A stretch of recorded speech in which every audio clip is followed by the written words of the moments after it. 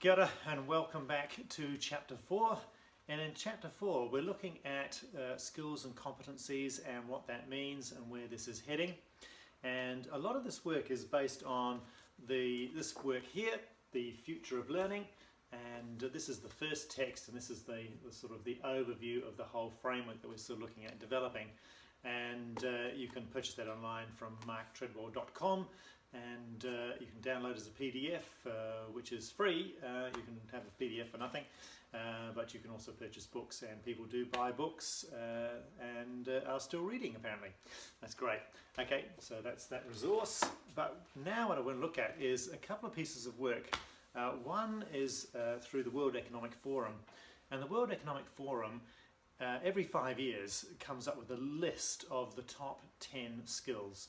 And so the previous one was in 2015, and the series that they went through are complex problem solving being number one.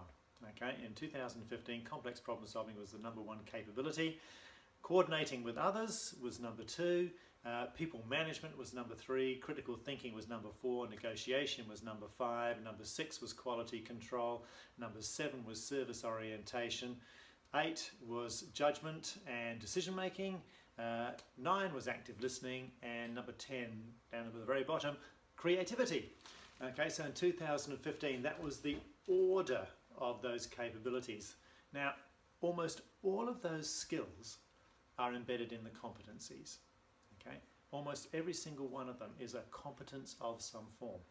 And so these competencies are really not just about just getting ready for community in terms of our relationships and our social places and spaces, but it's also getting ready for our workplaces. So our workplaces now want the competencies. They're demanding the competencies. And employers right around the world are getting grumpy about the fact that they're getting young people out of university, out of schools, and they're not actually competent. So we need to build this competency capability. All right. If we go from 2015 to 2020, which is the predictions by the World Economic Forum for the next round, we see complex problem solving still at the top. Okay, that's not changed, and we don't see that changing radically in the near future. Complex problem solving is, when we talked about it earlier in some of the presentations, around this whole notion of the decision making we're having to make these days is much more complex. Not just in our workplaces, but in our play places, our social spaces, and our relationship places. They're complex, they're not easy anymore. Okay, they're not stereotyped anymore. All this stuff has sort of gone, which is a great thing in many, many ways, but also it's then a challenge to us as well. And our young people are struggling with some of that, and that's quite tragic as well. So complex problem solving is still there. Critical thinking is number 2. Critical thinking has moved up a bit, okay, a couple of places. Creativity is number 3, gone from number 10, number 3, okay. So creativity now has become number 3, and this is fantastic. As far as I'm concerned, this is wonderful, okay. And I really, really hope that the creative spaces get the kudos that they actually require, because I think, you know, things like drama. Drama is just an incredible subject. It will be, in my mind, it's the mathematics of the 21st century. Maths is important, science is important, absolutely, you can't go without them. But in terms of a life skill, being to impromptu performances, being able to speak well, being confident in front of other people, etc. Drama gives you that. It's all about team and collaboration. It's about getting on stage and doing stuff together, trusting each other, working with each other, celebrating afterwards. You know, it reflects life itself, and I think, you know, we have to rethink our prioritization. You know, we've got this idea of maths, science, English, you know, etc., etc. Really, I think we've got that order of service now completely out of kilter. So creativity, fantastic. People management, number 4, not going very far. Coordinating with others, okay, is in there as well. That's important. Emotional intelligence. And here we see, you know, emotional intelligence, understanding other people's emotions and how to respond to them, and how to actually work with people that we work with every single day of the year, and that's families, that's workplaces, that's social places, etc. And that's important. Judgment and decision making is now number 7. Number 8 is the service orientation. The service spaces are growing. okay, and the sophistication of those expectations in those spaces are growing.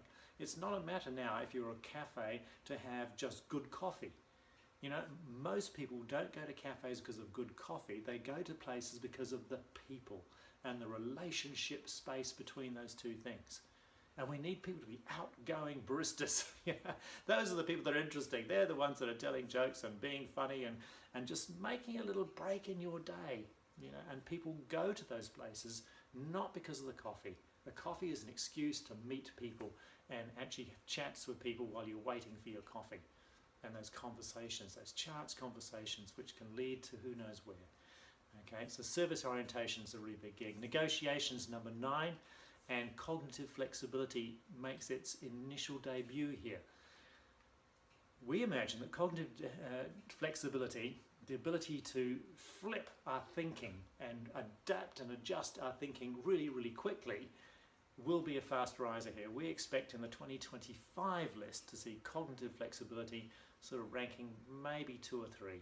Okay, I think complex problem solving will still be number 1, but number 2 or 3, yeah, I think cognitive flexibility could be right up there. So those pieces of work from the World Economic Forum, interesting to see where they fit, but the fact that they're almost entirely about the competencies. And what competencies do is they enable skills. All right, so competencies enable skills. That's how it works. You have to be competent to be skillful. All right, the foundations are the competencies. Skills, there's millions of them. Okay, there's lots of different skills you can possibly get, but you need to be competent first to actually take those skills and turn them into something that people want and need and want to be around with you. The second piece of information that's important to realise is that the OECD has released a introduction to global competency in an inclusive world, and you can go and just Google and have a look at the work that the OECD have done on YouTube as well around global competency in an inclusive world, and their focus here is mostly based around the shifts in populations that have been happening in the last 10 or 15 years.